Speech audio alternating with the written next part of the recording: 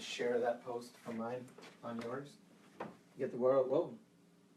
Well, that's hair. I thought that was a huge spider.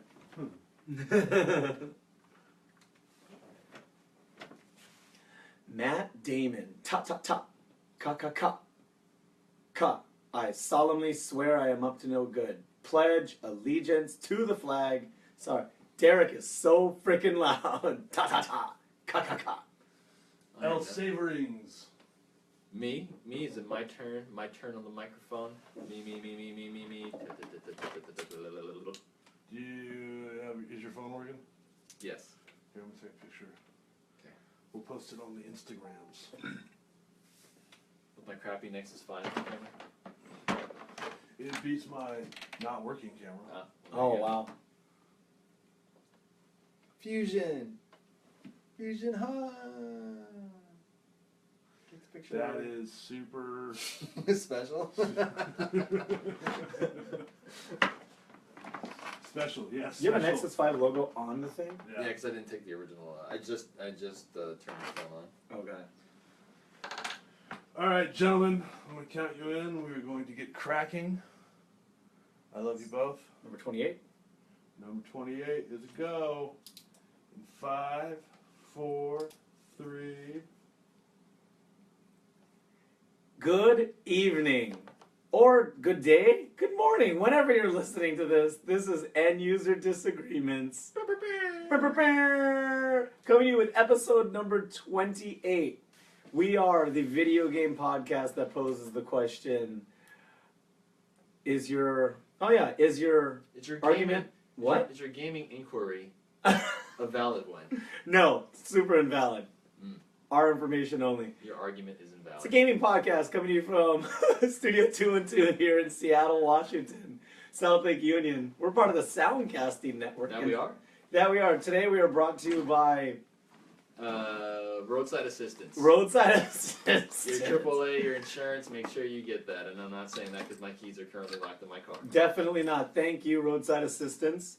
Thank you for sponsoring us. This is, dude, number 28. This is good. Number 28. We're getting there. And this is the brownest one we've done. It is. Hey.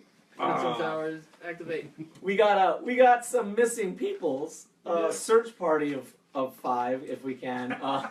We need to find a Tip and a Sadie. Yeah. Sadie is probably lost in some Amazon building, and the Tip is... Who knows? He's lost in a glass case of emotion? Where is he? I think he found a rave.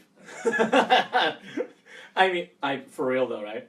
And more importantly, we got super producer K-Doggy in the house. K-Doggy, alright. We'll get right to it. I'm going to go flap my lips a little bit. First off, what's new in gaming for you? Sadly, not a whole lot. The real life thing's been in the way, but I have been playing a couple games with my son here and there. Oh, when I say what's new for you, I meant, hey, Saverings, to my left. What's new for you, Saverings? Gaming with kid? Yeah. And but which games? He's been playing this game online. I literally don't know the name. It's like a browser-based game. You're like in a maze, and you can level up, and you have this little ship, and it's pretty fun. It's nice. Yeah. And, co-oping? No, we take turns, or we both play together, and sometimes you end up in the same game. So. Oh wow! And we're gonna post the name of this game on the Facebook. Yeah, you guys have some of you have probably seen it. And also, I've just been tampering a little bit with the Dark Souls 3 DLC. Oh, so you've been dying. Yeah, a little bit. A little bit. It's really hard. It's so metal. For all you maniacs at home that were fortunate enough to go to PAX this year, their merch was gnarly. They had like kind of heavy metal looking band logos and all just says like Dark Souls 3. And I was like, what band is this? Oh, wait. That's that game. Yeah, that game is pretty metal. That game's all metal. They gotta make the character from Metalocalypse DLC, and then the game will come all the way. No, that'll take you out of the seriousness and the deepness. It's so good if Swisscar comes with a battle axe, just cuts you in half. You're breaking the immersion, man. Okay, don't break the immersion. Scope out that game though if you haven't gotten on it. I'm way behind. It's definitely worth it. I say pick it up on your PlayStation Pro, maybe? Yeah, no, oh, we'll talk about that later. I am on PS4. However, for me, as far as gaming, I've only been, and when I say me, this is Loud and Brown, Nice seeing you guys.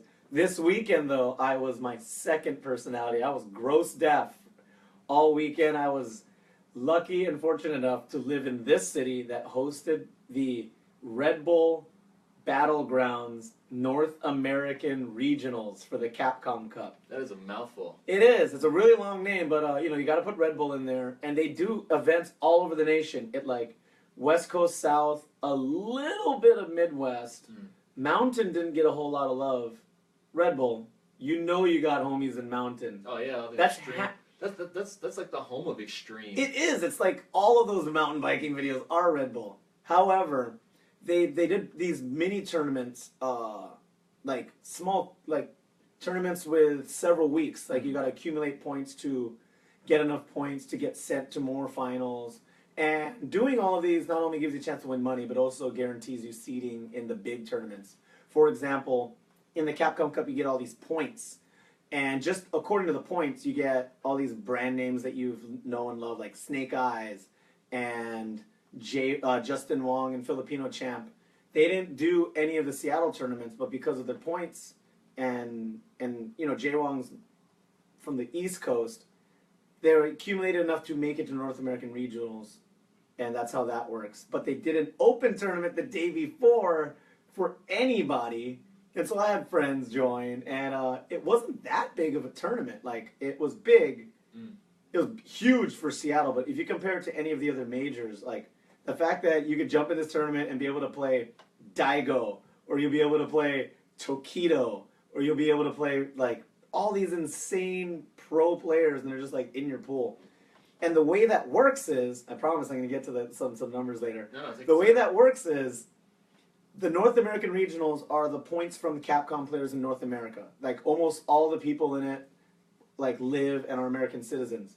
So if someone with not enough American points, say from Southeast Asia, wants to get the money from this tournament, they have to enter in the open tournament. So no seating allowed. So you got, like, somebody signed up with $20, and they look in their pool, and they're like, oh, cool.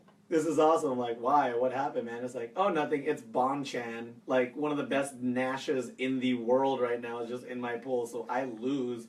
And, like, stuff like that happened to everybody. But it's because, yeah, from Japan, they have to, like, fight through it with everybody else. Yeah. And then on day 2, you get all these North American players that have been hanging out with their points and resting up. And, boom, you're at, like, top 32. Nice. And day 1 was great. We saw the appearance of stuff that usually doesn't happen in fighting games, and we have people from, like, the online communities that don't have money to fly to all the major ones. There was this guy named Vagabond from Texas. He plays a character, Nakali, and he's, like, an online champion, but everybody's like, who's this dude? And he was beating up pros on this day. Nice. He sent, I believe it was, he sent, like, a top 8 player, like, back to Southeast Asia, like, some dude, and everybody was like, who's this guy? He, bless his heart, he got stomped by Tokido afterwards, but Tokido is, like, one of the Street Fighter gods. Like, you can't really just beat him. He's that guy. He's that guy. He feels no pain. He feels no pain. Actually, his nickname in America is Murder Face, and if you guys, I'll put some pictures of him on the Facebook. If you look at this guy, it's just, like, it looks like he wants to kill me. He just looks so dark.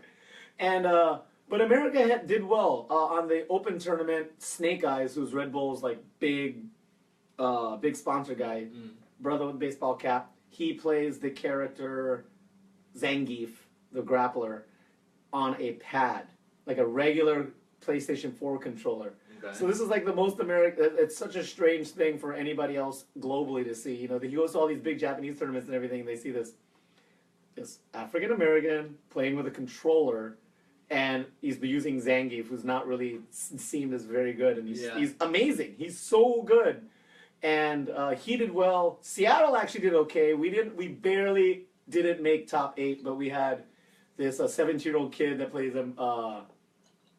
that placed, and he got 9th, and then we got my homie Dixon, who got 9th also. So good on them. And I believe Hugh was right behind them, and he plays Bison, and no one plays Bison in this game. Sorry, Dictator. Anyway, At the end of the day, spoilers, cover your ears if you're not gonna watch. If you're gonna watch this later, it went to NuckleDo from Florida, who also plays on a controller.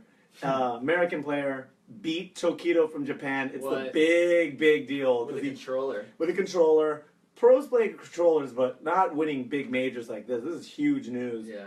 And Bonchan from Japan was somewhere up in the top. No, he won the other day. Sorry. It was NuckleDo, then Tokido, then this dude named Punk, who's sponsored by this small team called Anbu, and then Justin Wong on fourth. Okay. And we were talking about MOBAs and professional gaming earlier, and I have to tell you that NuckleDo is sponsored by Team Liquid. Oh, really? Team Liquid, yeah, we might have to bring them up. Yeah, we're going to bring them up later, but good news on that. Amazing. Homeboy's like 19 years old. Like, that's incredible. I'm like, and he plays so well. He plays Guile, who's not that really sought after. That dude wasn't even alive when Street Fighter 2 came out. No, he was not. That's insane. No, he wasn't. That's, bonkers is the word you're looking for. And it was a lot of fun. And the reason I had so much fun at this, not only did I get to see all my Shuriken.com, like, Northwest friends, hey Davo, and all of them, but also you got to see what happens when a corporate entity comes in and sponsors an event. And yeah, there was Red Bull logos everywhere, but there was also all this other stuff that was just the fans. Like, they hired like 5 cosplayers to just walk around the floor in the pools area. Mm-hmm. And there's like people were taking pictures with them. There was a station at the back of the tournament area to modify your fight sticks. It's like, oh, you're trying to make this dual modded to play, 2 different systems. And there's a guy with a soldering iron and like buttons and everything. He's like, you want some Japanese Sanwa Denshi buttons and stuff and a new joystick? That's fancy. And they're customizing sticks at the back of it. It's like not even that much, like $40-50, and they'll make that stick like yours. Like no one else will look like that. There was artwork from Udon. Ono was there, who's one of the main producers of Street Fighter. It was a huge event. Nice. And if this can happen with a sponsor, I can't even imagine if Sony got into it or Liquid helped sponsor the whole event. This was just Red Bull money. Well, even past them, I mean, picture like Turner or ESPN. And ESPN, exactly. So. And the way they did the tournaments was just so streamlined. Everything was on an app. It'll send it to all the players when your game is coming up. All these other tournaments, even EVO, the biggest tournament, they have pieces of paper and Sharpie pens, and they have these guys running the pools and yelling out gamer tags. This was like the stock exchange. Yeah, so, I was kind of near my area, and you hear this poor guy going, "Grow staff! Grow staff!" And I'm like, this poor guy, and I'm like, I'm right here. He's like, "Hey, you're up in 5. Yeah, they should step their technology up. They at least give you the little buzzers. But like the thing is about Evo is that it's so grassroots, and they fought against the Major League Gaming. They butted heads like, we don't need your system. We've been doing fine without you, and it kind of put the brakes on fighting games in the professional scene, and now everything's starting to catch up. Okay. With Twitch coming out and with being able to look at, YouTube videos of like an entire tournament afterwards. Like, it's a new era. It's awesome. The turnout was really good. It wasn't amazing. Like, I thought it'd be standing room only, but it was very good. And this is the first Red Bull Battlegrounds for Seattle as the major North American tournament. If this happens next year, it'll be like tenfold. People didn't even know about this. Yeah, I was about to say, that sounds like a really good start to it. Yeah, it snuck a little under the radar, but the other major tournament we have here is called the Northwest Majors, and they've been doing that for almost 8 years now, and 7 years. And that the first and second one were pretty chill and not that big, and now those are booming. So with this kind of money, it's going to be great. And I've had so much fun. I wish I played, but if I got the request off, it would have been kind of a waste. I would have got stomped. But Maniacs at Home, I'll send you links, look at clips, and we got to all go next year. Yeah. We're going to go cast from that thing. Yeah, that'd be pretty awesome, yeah. We should do a show from there. Yeah, anybody just tuning in, this is End User Disagreements, where your argument is... Appreciate it, but it's found to be invalid. You got LoudnBrown and the Save Rings hollering at you about the Street Fighter tournament that happened over this weekend in Queen Anne. And we got some other stuff. It was in Queen Anne? Yeah, it was in Queen Anne at the Seattle Center exhibition.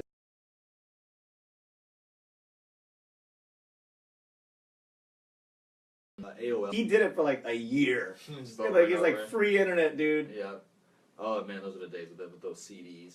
But basically, Teleonosis, he's a former AOL executive. The dude's doing all right for himself. He owns the Washington Wizards, Okay. the Mystics, which is the WNBA team, Okay. and the Capitals, which is the NHL team. That's a handful of teams. Yes, and he is now the co-owner of Team Liquid, along with Steve Gruber, I believe his name is. He's the co-owner of the Golden State Warriors, and also owns Mandalay Bay Entertainment, which makes a lot of movies. You've probably seen a movie that they've made. Okay. But he was just talking about.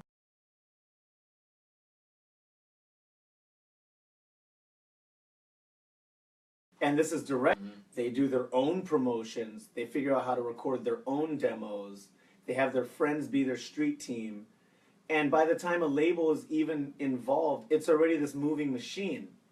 And then people are like, yeah, I'll sponsor that. And then like a label comes in and is like, yeah, we found these guys. Yeah, and this is like one of the next big things. I mean, this is baseball in like the early 1900s. This is the NFL in like 1950. You have no idea how many people I've shocked by telling them what the League of Legends grand prize was last year. You know, they're like, oh, it's $8 million. They're like, of like digital money? I'm like, no. American, these guys split 8 mil. Yeah, what was the Dota tournament this year? Like 17 mil? Oh yeah. Hey, shout out to Valve, man. You guys are working hard. Yeah. And that's the beginning. And now we got Overwatch announcing their cup. And that's gonna be big. Yeah. Yeah, because Blizzard's got a little bit of cash. Mm-hmm. I think they're still sitting on money from the 2000s, aka the World of Warcraft empire. Oh yeah, easily. They're still sitting on original Warcraft money, I bet. Yeah, that's actually probably true too. Yeah. They probably haven't even touched the Diablo money. Yeah, I don't even know if they even do that yet. They're just like making towers and like forts out of these stacks of paper. Yep. Yeah, they're just handing them out. But I digress. As far as sponsorship goes, I wanted PlayStation to be a parent. Like they should have had. I figured they'd have more of a hand into it because they have Street Fighter as an exclusive for console. It is out for PC. They could have pimped out the Pro there. They could have. They could have. Yeah. And speaking of which, there's something coming out. Well, we have the PS4 Pro that'll be dropping. I'm not sure if Wednesday or Thursday. I'm going with a friend of mine. Whatever. I'm calling it Neo. I'm never gonna not call it Neo. It's always the Neo. Yeah, I called the GameCube Dolphin forever. That's true. I mean, yeah, I still play GameCube games on the Dolphin. Yeah. But it should be out Wednesday or Thursday. I'm not sure.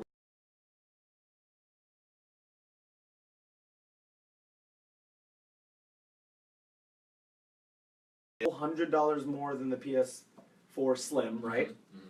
And I mean, $100 doesn't seem like a lot, but what?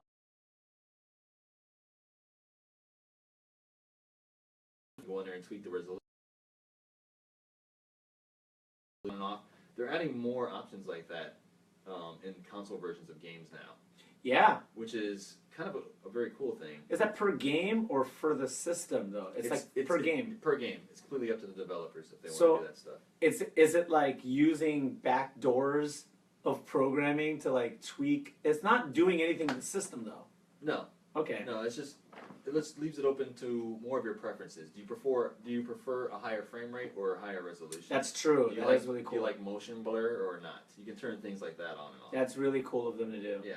They just got to add that Xbox mode where you can load in your music library and be like,